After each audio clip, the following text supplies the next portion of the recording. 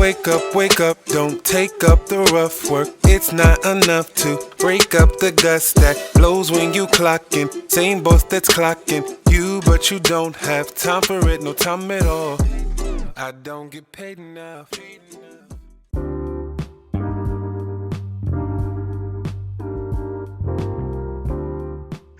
Hey, hey, hey, welcome back to the Elevation Table.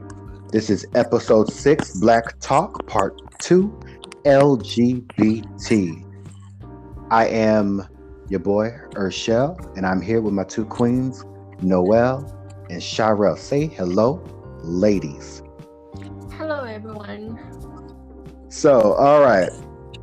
The Black community has a very strained relationship with the LGBT plus community, especially in specifically the Black LGBT plus individuals. That's what this episode is about.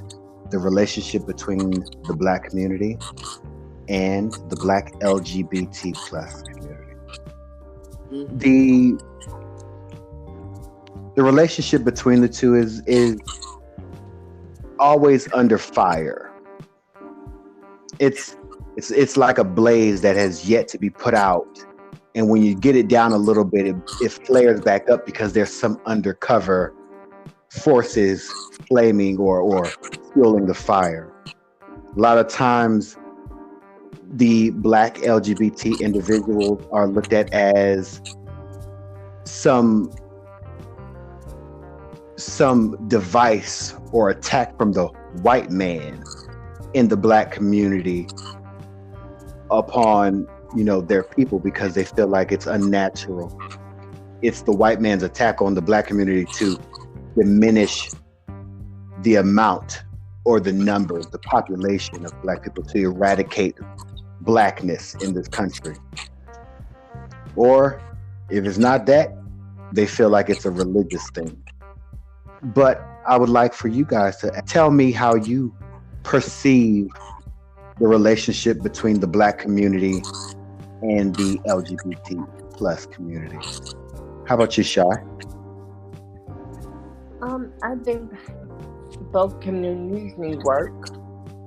So pretty much, it's going over time. I guess it's gonna work itself out. But I think it really needs some work when it comes to the Black community dealing with the Black LGBT plus community as well. Mm-hmm. Yeah. How about you, No? I can say the same thing. There's a lot of work that still just needs to be done. I mean, to be honest, to me, as it relates to this subject, I feel as though it's still an open case of war. Mm-hmm. That's how I feel. I feel like it's a senseless war. Just like let's use Russia versus Ukraine for an example.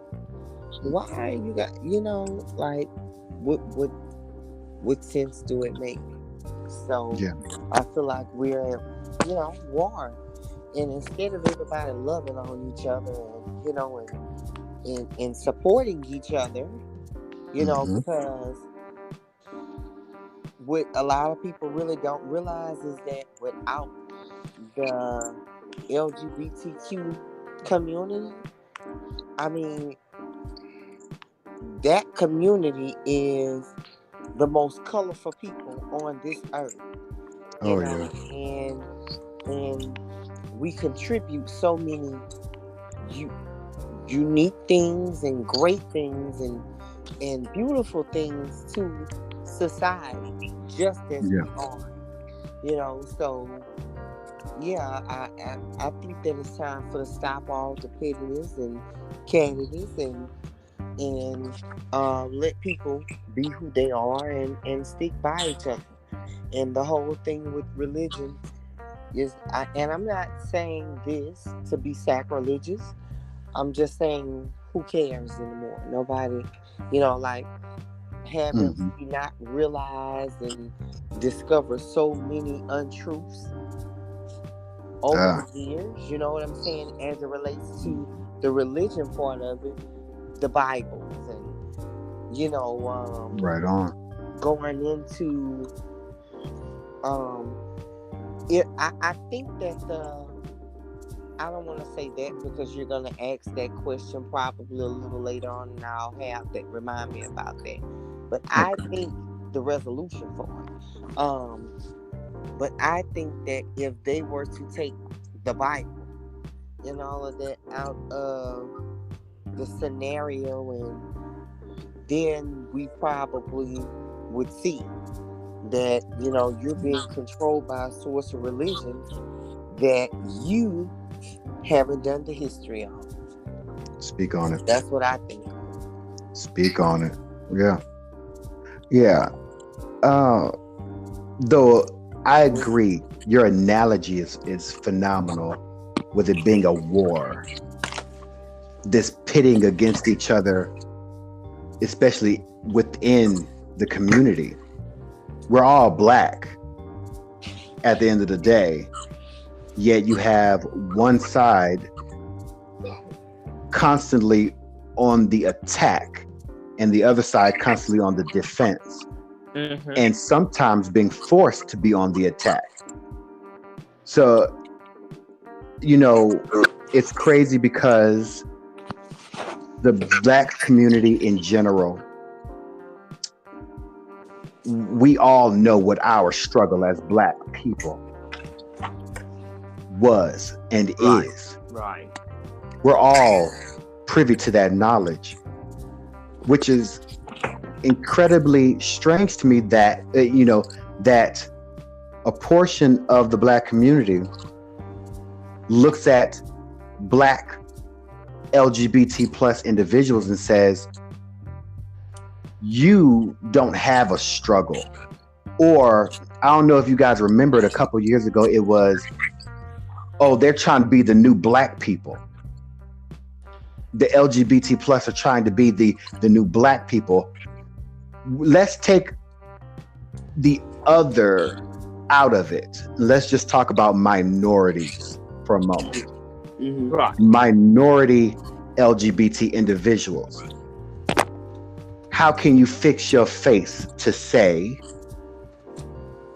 that minority LGBT people are trying to be the new black people when black LGBT individuals share your same history, your same struggle in this country? I said it in the last episode. Our history as black Americans, unfortunately, is not African history. So we can't include African history in our history. Our history starts when we touch the ground here. That is our history. So our history is the same. So you can't fix your face to tell me or any other black LGBT individual that we're trying to be you. We are you. As far as indigenous individuals, Native Americans who were here prior to anyone else, let's not talk about their struggles, because just like we had our struggles, they had theirs. Asian and Latina and all of that, we've all had our struggles. So that argument blows my brain off. But this also brings me to the perversion of the LGBT plus community. With that previous knowledge, the perversion of our community is still a thing. Worldwide, we are cast in this very hideous light. We are perverted to the masses. We are, how can I say, child predators, pedophiles. We are religious abominations. We are disease ridden. These things, that's the message being sent out there to the masses about LGBT individuals. With the Black community having been in and still are in the same community or position that they're in regarding these matters. Back then, when Black people were fighting for their rights, what was it when they started getting their rights? It was racist white people saying they're pedophiles. They're going to rape your white daughters. Mm-hmm. They're going to rape your white little boys. They're going to do this to your kids. Yeah. It's against God that your skin is that color. Mm-hmm. And these things contribute to the perversion of our community, yet the Black community pretends as if they can't see that, or they refuse to see that. And I'm going to add this. I'm going to say, I thought about something. I sat here one day and I thought about it. It was crazy. Now, back then, in slavery days, they used to have church, right or wrong? Yeah. Yeah. Master used to have church. They all believe, good old Christian white folk, remember? Mm-hmm. And they reading the same Bible back then that we reading today. Yeah. I guess what I'm getting at is trying to figure out, where did it say in that Bible that it was okay for to have us niggas as slaves? That's one. And two, that goes back to what I told you. Y'all believing in sending a damnation of this type of person to hell, and you didn't even do your due diligence to go and find out whether or not, do your history. You didn't do your due diligence with your history, check it out, because this the same Bible that they were reading back then. This was the same Bible, and you tearing people to pieces using the same Bible that they enslaved you with. Yeah. Well, you ever thought about that? Like, for real? Mm-hmm. Like, well, I found that they had their own separate Bible. I found online a version of the Bible that they used to preach out of in their church. And of course, one thing that was across the board is what they used to make sure that their slaves were in line after they indoctrinated, individuals into this religion. And I don't want to dive too much into that because that's a whole different conversation. But they had a white people's book. And in that book, I'm gonna say this. I'm gonna say even with that being said, even with them having that, what point does that prove that I just not made? What point? It proves that people can pick and choose adjust things the way that they want to adjust them to get you to believe in what they need you to. Right on. Control you. That's what right on. No, right on. I got you.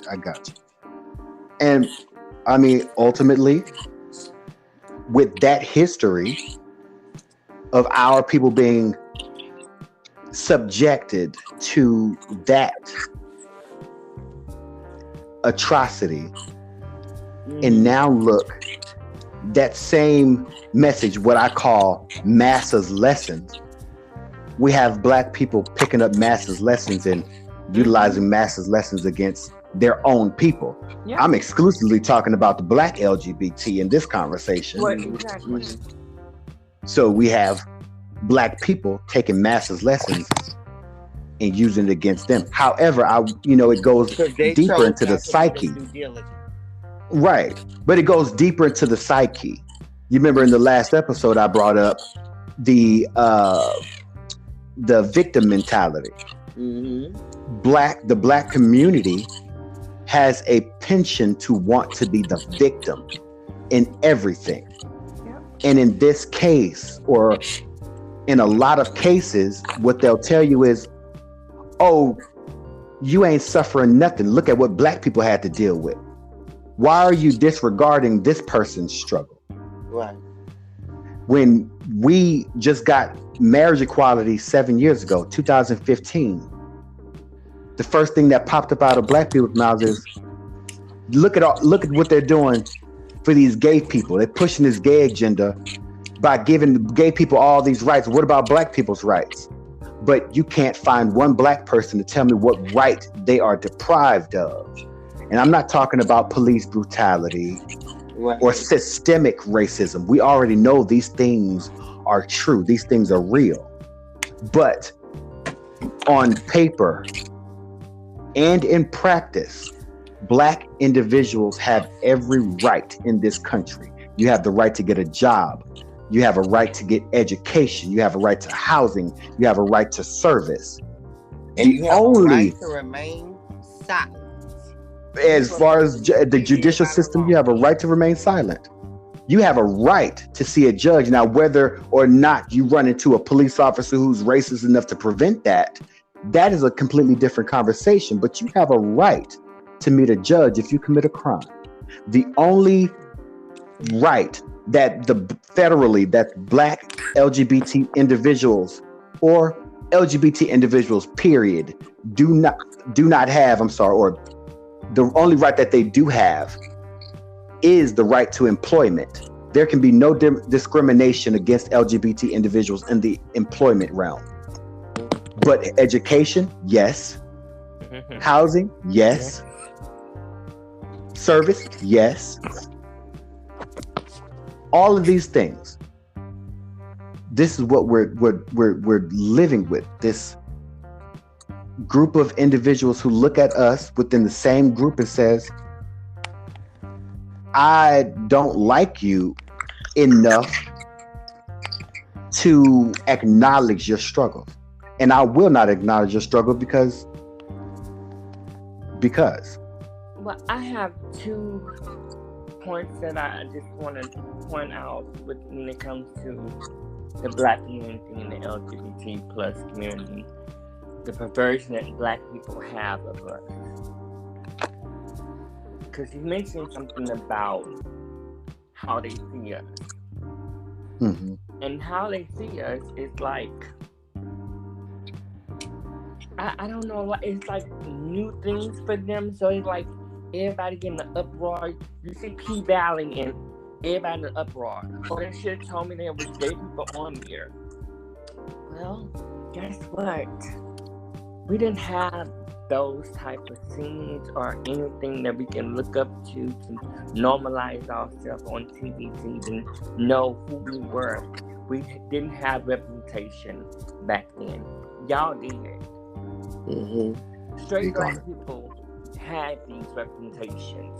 We had the Cosby Show. You had a good time.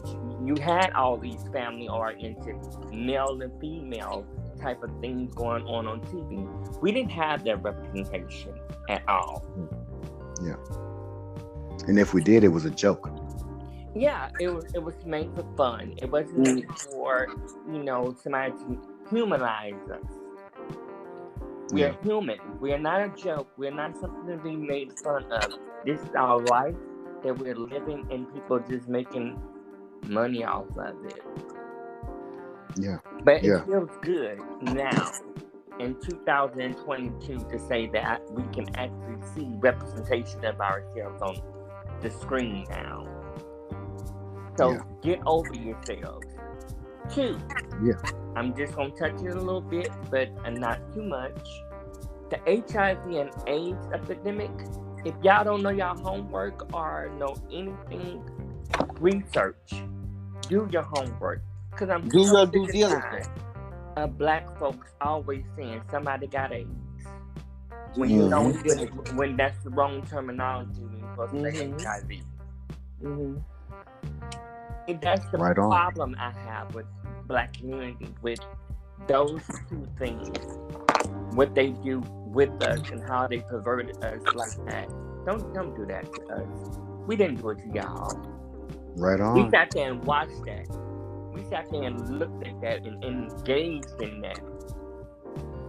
Yeah. Even when we was gay.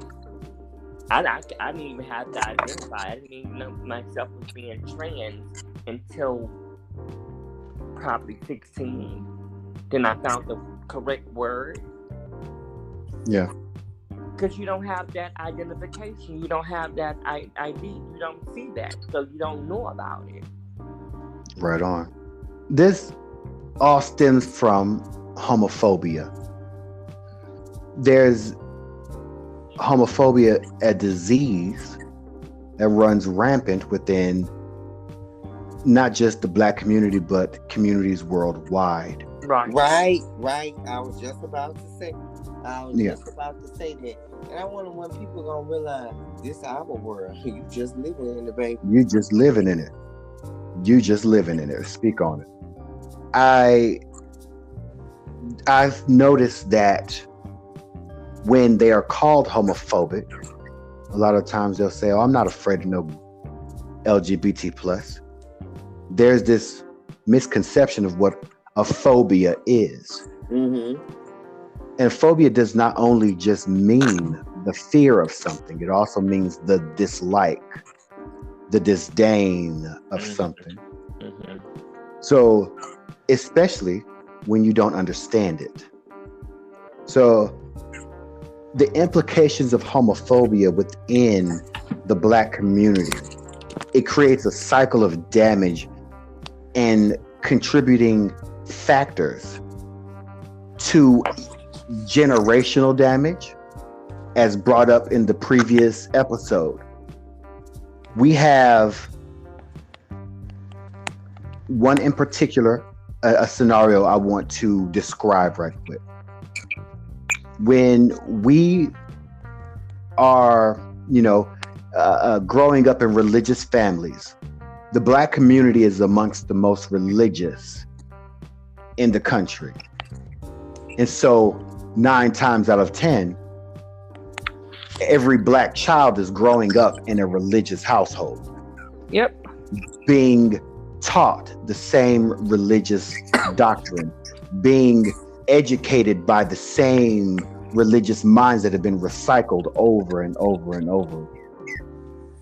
When that happens, within those churches, within those families, there's a message being taught that is specifically in this scenario, being LGBT plus is wrong. If you do that, you're going to hell. You're going to burn in hell. You are rejected by God. You're an abomination to God. And what it does is it causes shame to those individuals who yet do not understand themselves. And so what do? They put themselves inside of a closet. They put themselves on the DL, down low, for those who act like they don't know what the hell that means. And so what does that do? Those closeted individuals, those DL individuals, Mm-hmm. they continue on through life. What do? They'll go get husbands and wives. What do? They have children with their husbands or wives. And what do? They go behind their families' backs and come mess with us. Mm-hmm. They play in our playground and then they go back home. And when it does come out that these individuals are part of the LGBT community, that's when someone gets hurt. The one who was deceived, she or he gets hurt. But more importantly, the one who did the deceiving, because they were forced into a closet to hide themselves, they get hurt in a multitude of ways. The shame, because now your business is out there. 2, a lot of times when they get exposed, they are under fire and subjected to violence. And a lot of times that violence ends with death. But we also have individuals who are, how can I say, severely depressed because they have to repress themselves, or are dealing with this mindset that I'm going to hell anyway. I am an abomination to my Lord and Savior, and I can't change myself. I'm still struggling with these impure thoughts. So what other recourse do I have other than to take my own life? The suicide rates are abominable, especially within the Black community. Not only that, when you are rejected by your family for coming out, a lot of times it leads to drug abuse. Yeah. It leads to homelessness, self-destructive tendencies that ruin a life and oftentimes ends a life. Let me know what you guys think or feel about the implications of homophobia within the Black community. How about you, Shy? Well, I mean, the homophobia been there for so long. It's like you get numb after a while. Like you really don't know how to even deal with it anymore because you deal with it often. Mm-hmm. Like, remember when I went to go get my glasses and the woman misgendered me in front of all those people and called me a sir, and I'm looking like a ma'am. Yeah.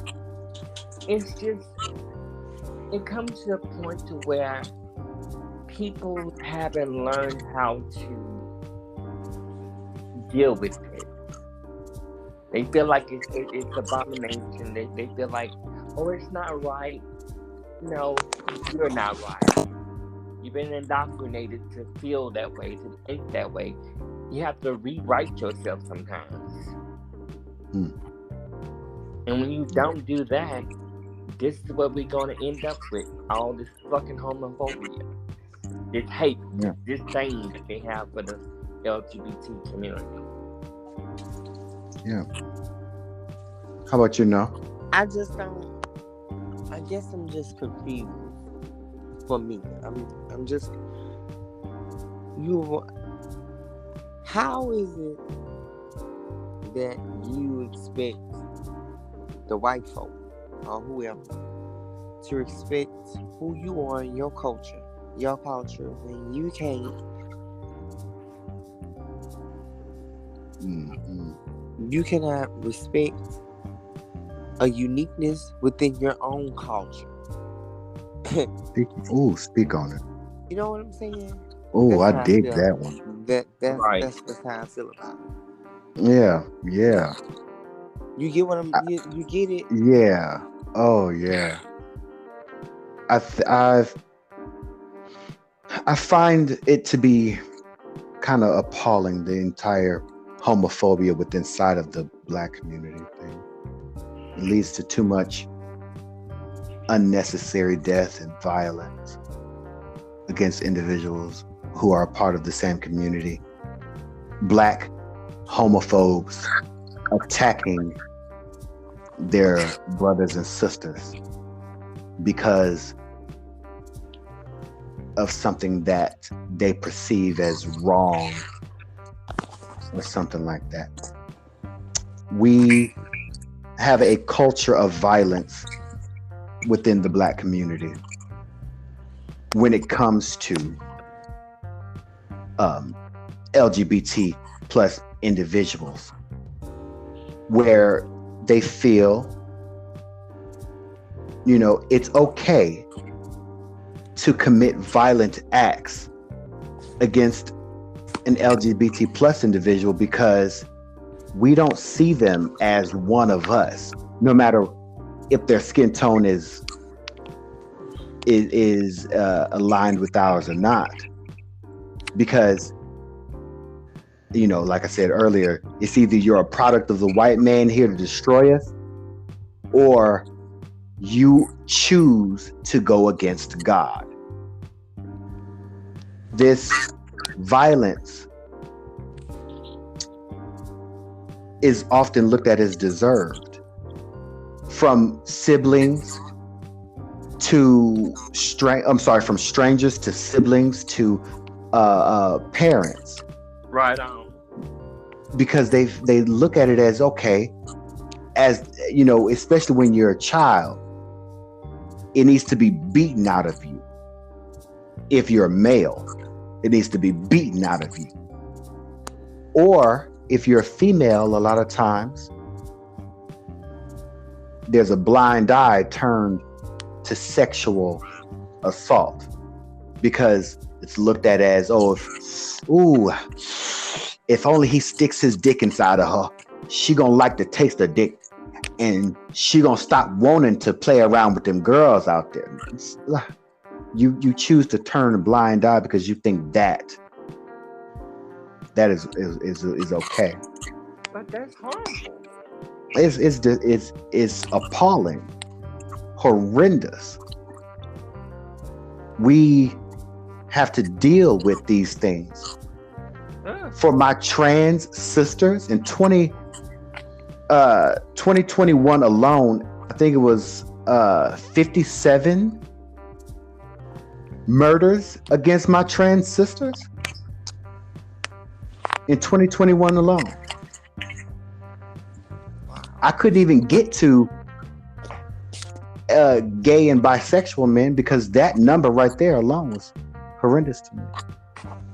But there's this violence that is looked at as, all right, oh yeah, this needs to happen, because like I said earlier, we need to eradicate them before they eradicate us. A lot of times the violence against us is by people we have established relationships with, whether they be friends or family. When they have kids, especially, we have to watch how we move around kids, especially around little boys. We have to watch ourselves. We have to oftentimes watch how we move around kids, because those individuals that we've established relationships with, they have this preconceived notion that we're pedophiles. Right. That we, are sexual predators and we're going to do things to their kids. So it's violence against us with that, especially if that individual has some underlying dislike for you. We have murder rates that are high, and the unsolved cases that just sit there. Yeah. Tell me how you feel about the culture of violence within the Black community. The culture of violence in the Black community against the LGBT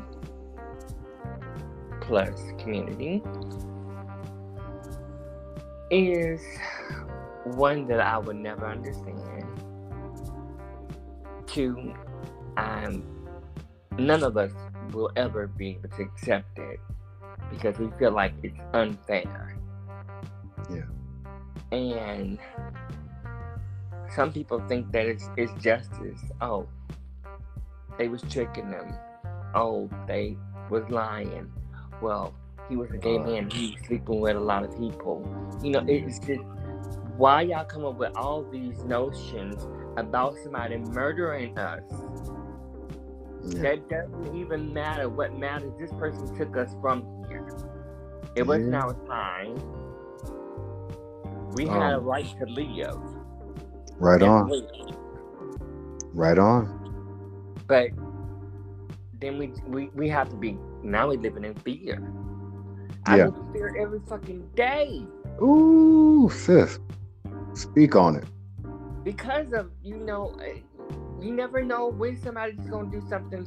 Because sometimes you don't have to even know a person to get attacked by them. That's right. That's right. That hatred has been built up inside of people for so long that somebody's going to get attacked. Yeah. Yeah. And you know what? I'm sorry. Go ahead. No, go ahead with your point. What you can say? What's crazy is Black women are attacked by men.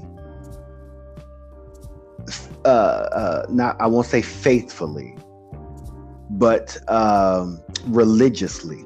That's the best word I can come up with at the moment. And I would love to say it like that anyway. And it's crazy because a lot of times homophobic Black women act like they can't understand what happens with us. When we go on dates, we aren't sure who we're going on a date with. No. Just like they can put on an act for a Black woman and date rape her, they can do the same thing to us. Same thing to us. And a lot of times they do, except it's not date rape. It's date kill. Yeah. We've heard story, and I should clarify, the same thing happens to them too. I'm highlighting that they don't acknowledge our struggles if they're homophobic. Right. But they'll acknowledge that, oh yeah, I have to watch my back because I can't trust men. But you don't see that we share something in common here. Right. Except ours is we can't trust the Black community enough. What if it's a guy who decides, okay, I've been indoctrinated to believe that LGBT plus individuals are the enemy and they're here to destroy the Black community. It's my job to purge the Black community of these individuals. So the best way I can do that is download these apps that I know these individuals go on. Uh-huh. And I can get them to meet me. Uh-huh. Yeah, I can put on an act right until I get them where I need to get them to. That happened to me. I was young, 16, 17 years old, on a phone dating line, and the dude messaged me. I messaged back, and next thing you know, he had my address, came over, put a gun in my face. I could have lost my life. You have a story too. Yeah. Dealing with, the violence and that goes upon us, I have dealt with it.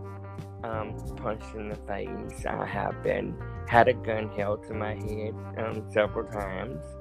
I have been in the car with somebody who told me they was gonna beat the fuck out of me because they don't fuck around with trans. Yeah. But see, that was a thing though. Mm-hmm. Back then, we didn't have no internet because this happened in the 90s. Oh yeah. When I was with him, so it wasn't like he knew I was trans.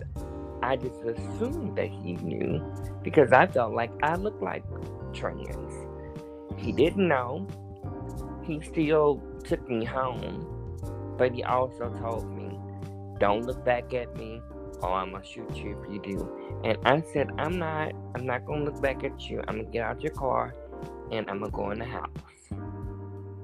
He let me go in the house. He called me and he said, you in the house. I let you live because you was honest. But if you would have lied to me, you would be dead right by now. Mm. And he hung up the phone. Oh Lord. Look at that. A black man, right? Black man, yeah. Mm-hmm. Everyone that I have came across who have and assaulted me with rape or sexual advances and stuff like that, yeah, all of them have been black men. Yeah. The ones who have punched me in my face, black men. See, Noel and I, back when we were, oh Lord, back when we were younger. Right. We were at Southern University homecoming. We were waiting on an associate of ours named Ricky, and we were just standing there.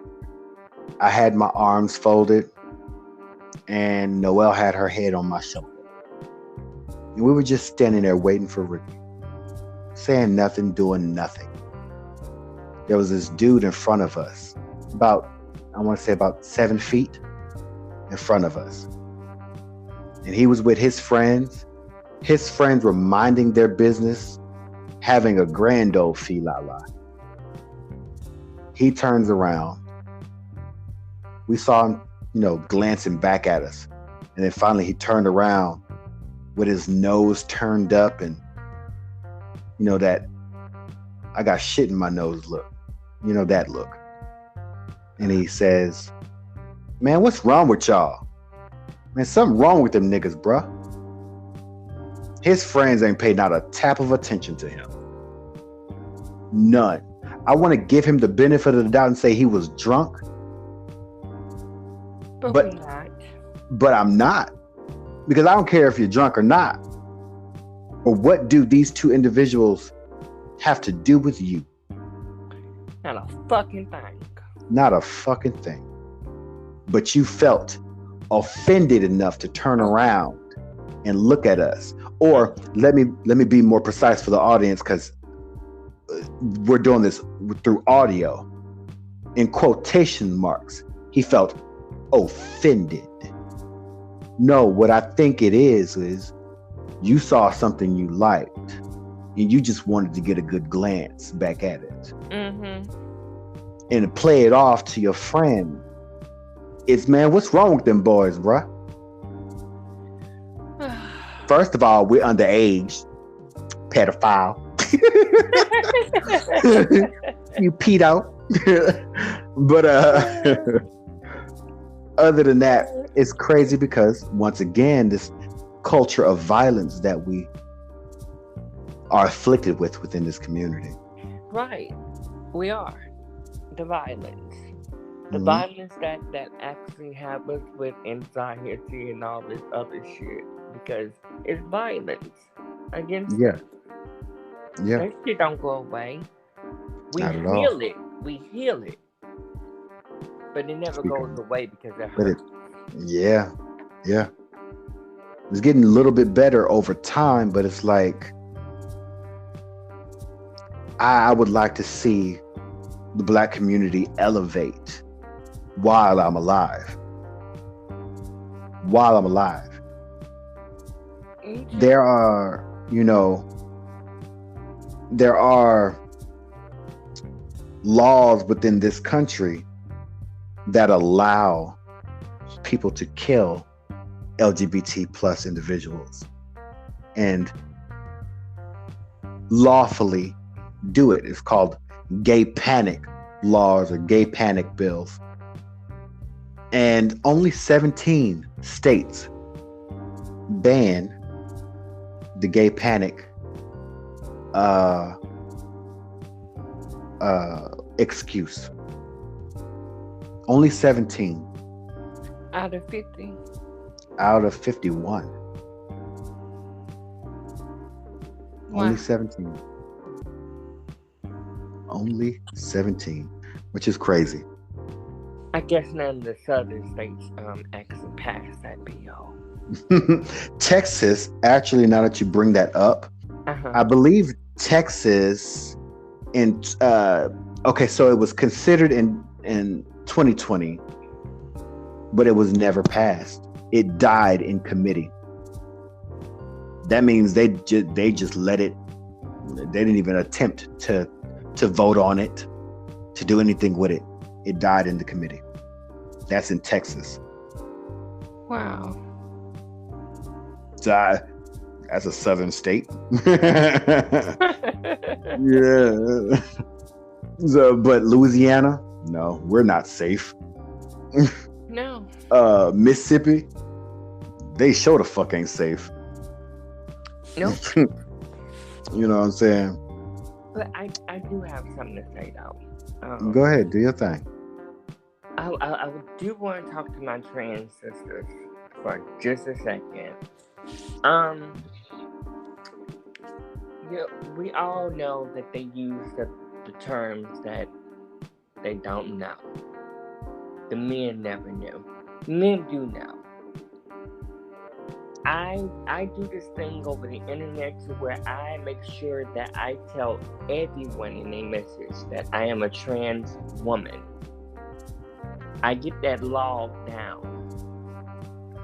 Make sure whoever you're meeting online, you always get it logged down that you're a trans person, that you have it on your page, that you're a trans person. Because they try to use that against us and get away with murdering us. Because they say they don't know. We never told. On every profile that I am a trans woman. Don't forget that. Save yourselves and put it on your pages. Let it be known that you are a trans woman. Even when they hit you up, tell them, did you read my profile? Do you know I'm a trans woman? Make sure you have that on record. Yeah. Because they use the excuse that they didn't know and they get away with it. And I'm tired of that. Yeah. Now that you said yours to the trans, I want to feel special and say something to the bisexual people. I want to feel special too. I'm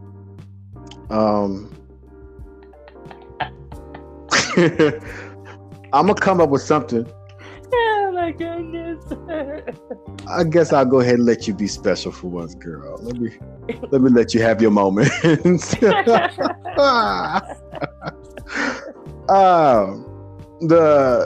The reality for LGBT plus individuals, especially Black LGBT plus, limited rights,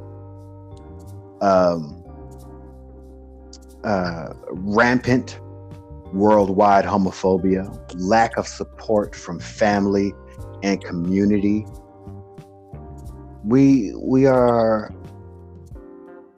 making strides worldwide. We do have,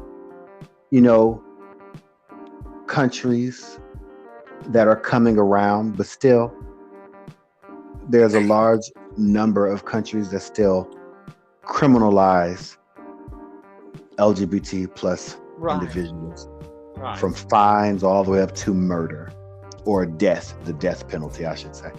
In how many countries? Last time I checked, it was over 70 countries. Whew.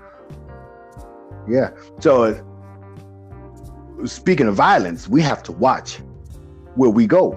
Exactly. or See, Black people don't have that. They don't have that to worry about, but we did. Right. Well, I will say certain countries, they do have to worry about what they got to do, but it's not as rampant as homophobia is. Homophobia, exactly. Yeah. So it's when we go places, we have to go in groups we have to pretend. If I mean, it's so like if I go, you know what I'm saying? You already know I'm not, you know, someone who dresses and looks like I'm gay. So I you know, white tee and blue jeans for me is my thing. But if I were the type to wear feminine clothing or more flamboyant clothing and be more outrageous with my personality, I would have to pretend. I have to be something that I'm not just to go visit certain countries. Because if I get caught slipping, my life might slip from under me too. Right. Might be a penalty. Yeah. You know, our families, the lack of support from family, you know, I was I can't say I was lucky, but I wasn't unlucky. You know, once I did come out or get exposed out, because it wasn't no big spectacle for me in my situation. I was, you know, talking to someone and a family member heard me and then told everybody else in the family. It wasn't really a big spectacle. I was just kind of with the flow type of situation because I am bisexual by definition. You know, so it was easy for my family to look at it as, well, as long as he still likes girls, there's a chance.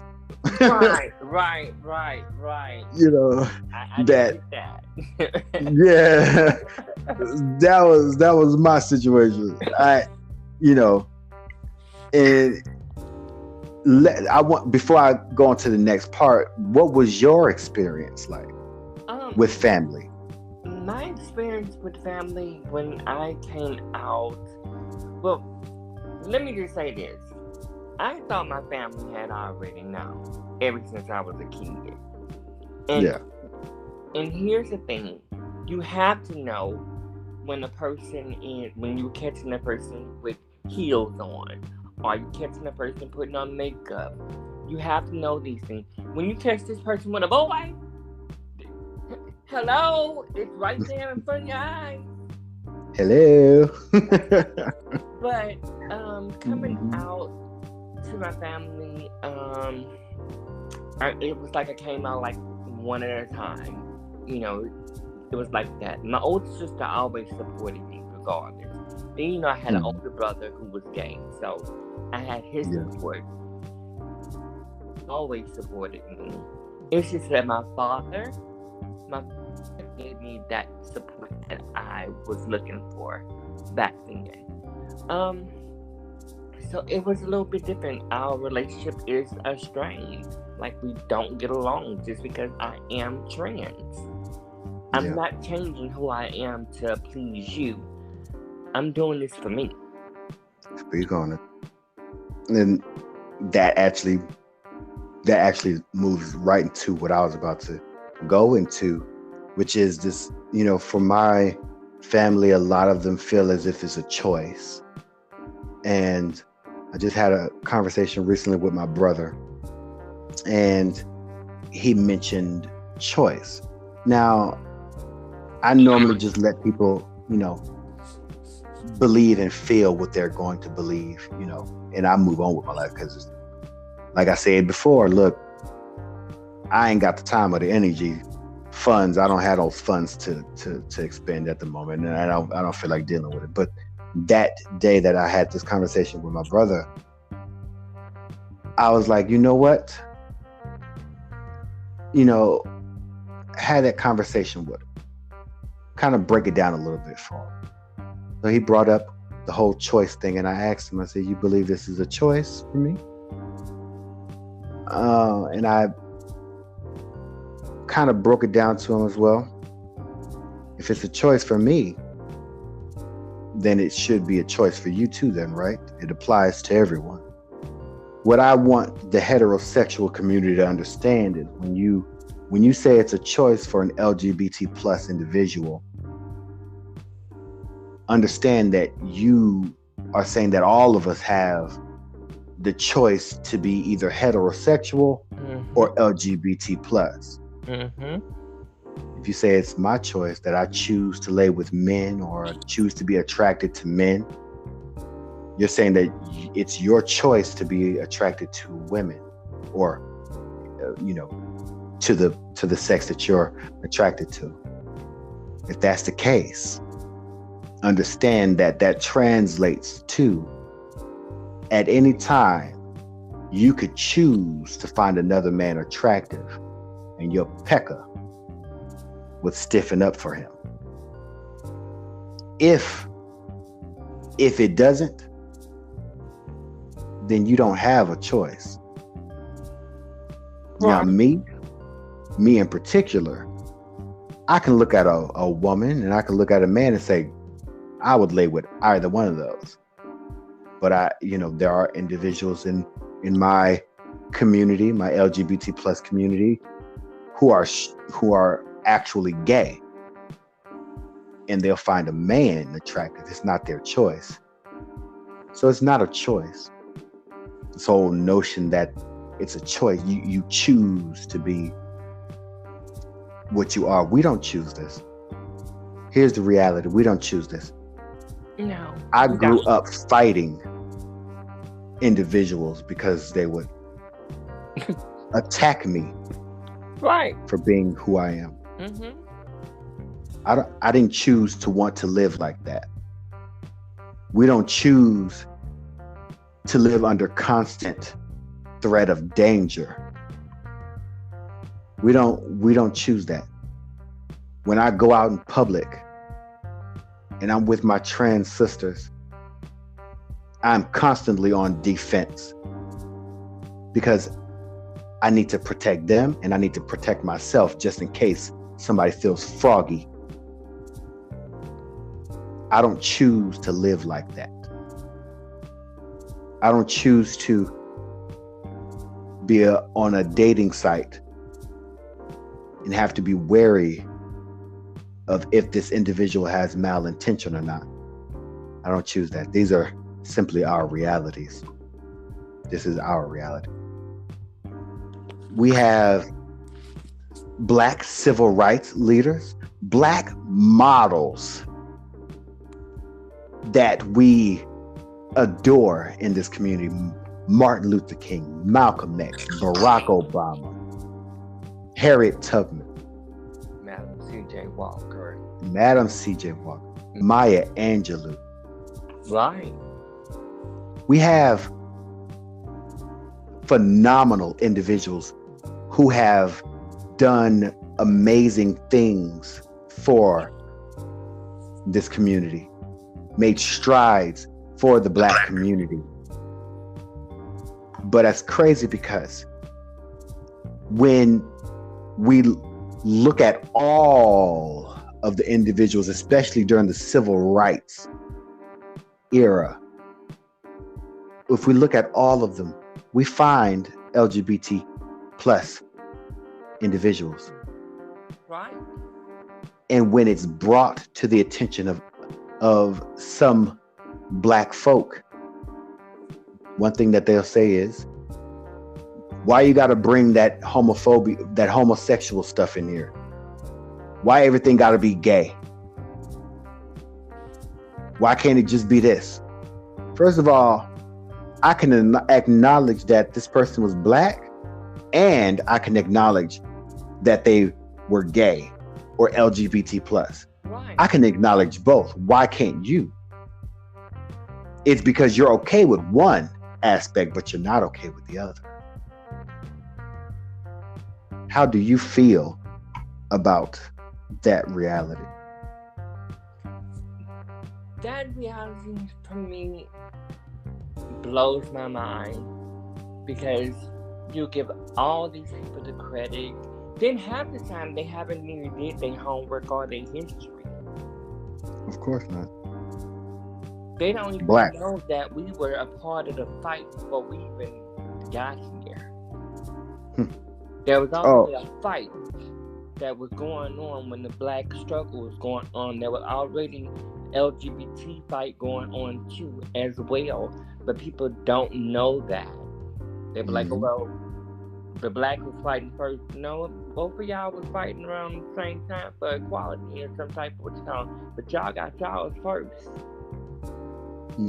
Well, that's what they'll do, which is it was black people fighting for everybody else stuff. Where were the gays when we were fighting for black civil rights? Where were the gays and the trans and the intersectionals when women were fighting for their rights? Baby, we were always there. Standing right there. We were standing right there. We had no choice. Let me tell you that again. We had no choice. When it came to the black rights fight, black LGBT plus individuals didn't have a choice but to be there. Because before anything, we are black. Exactly.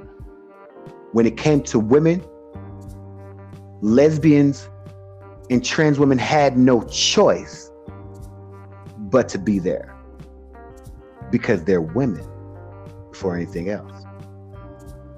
So don't give me that where was such and such or where were these individuals. Don't give me that, because they were there. We were there.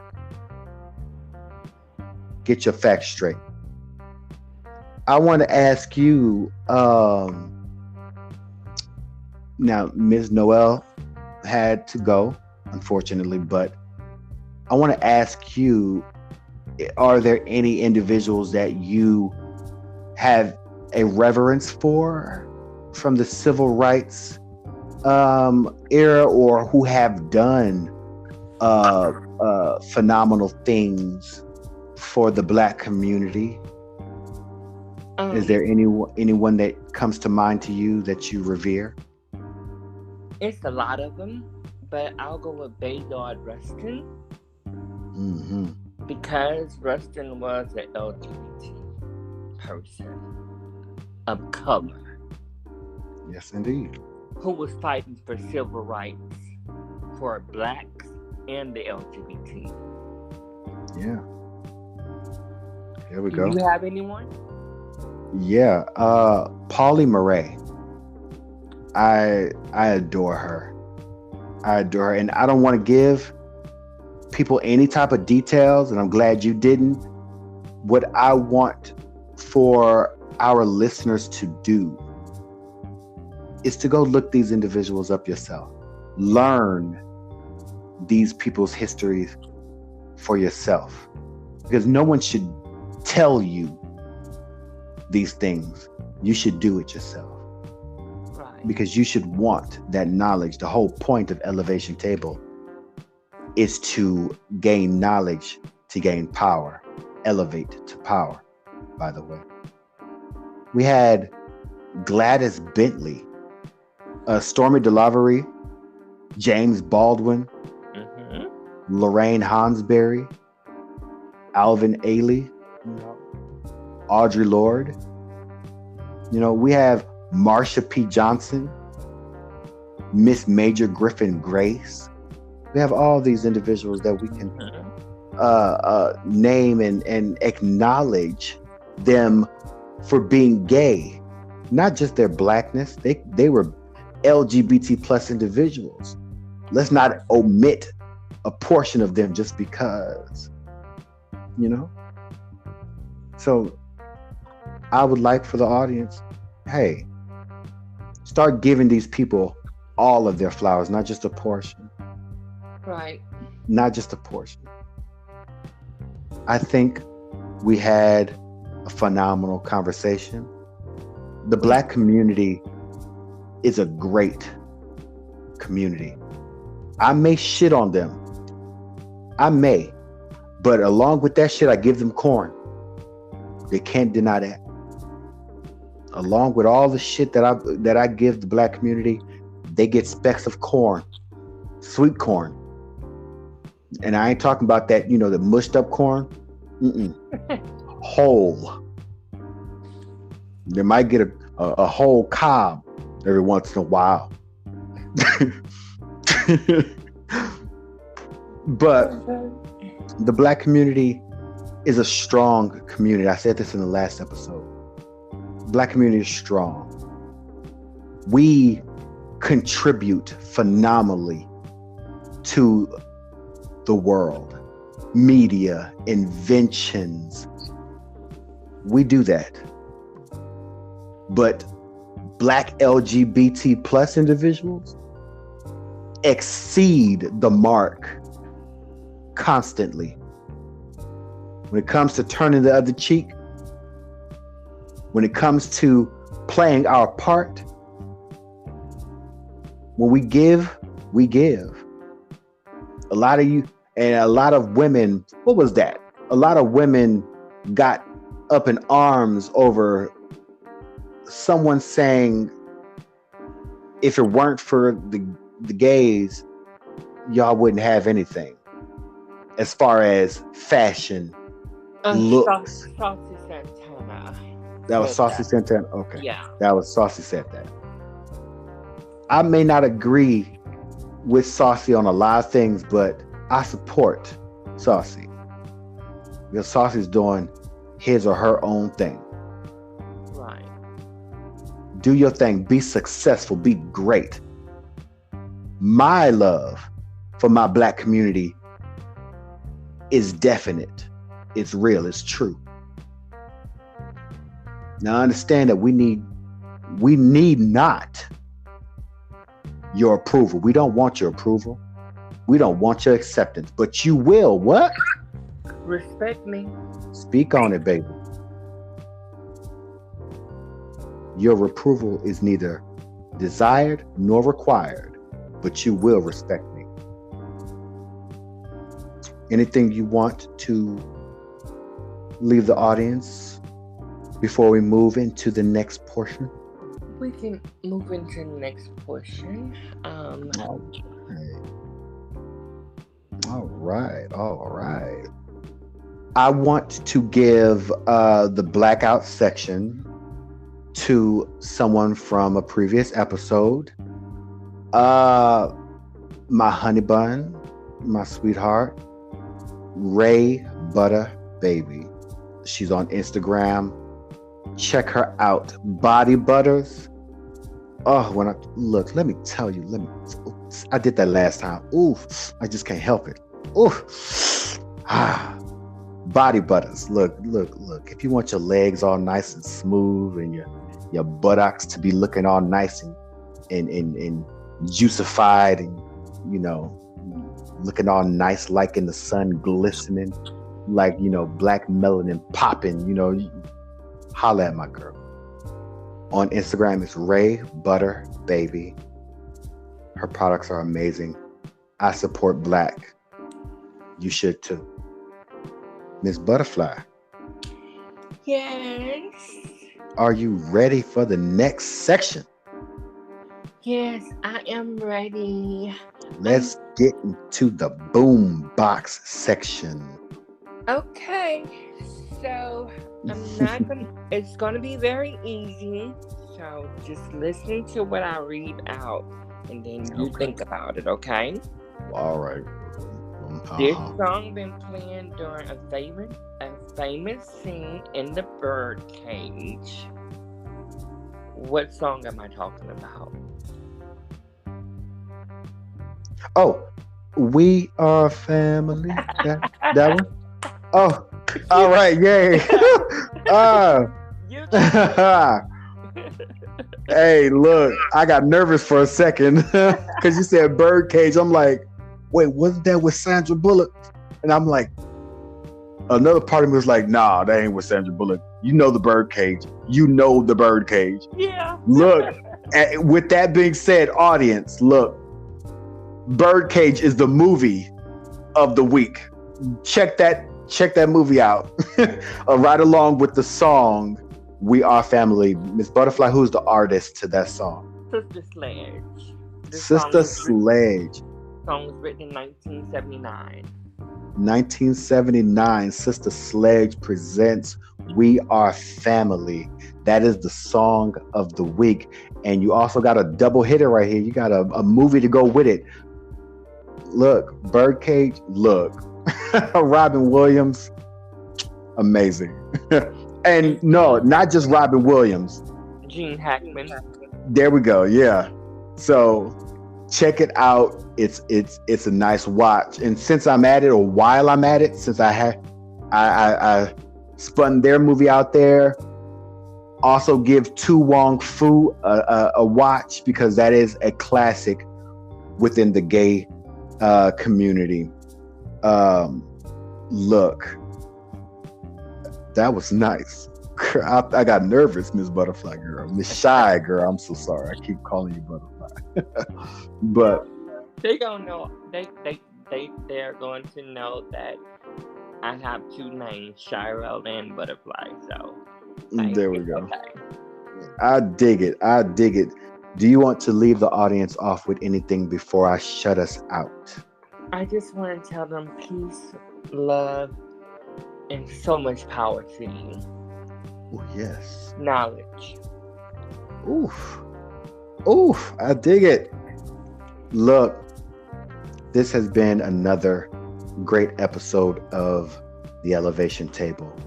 My Black community, I want to speak to you directly. You are loved. You are necessary. All of you. And greatness should not be awarded just for some. It should be for all of us. I recognize your crown. You should too. So, come back again and join us at the Elevation Table and elevate to power. I don't get paid enough, don't know.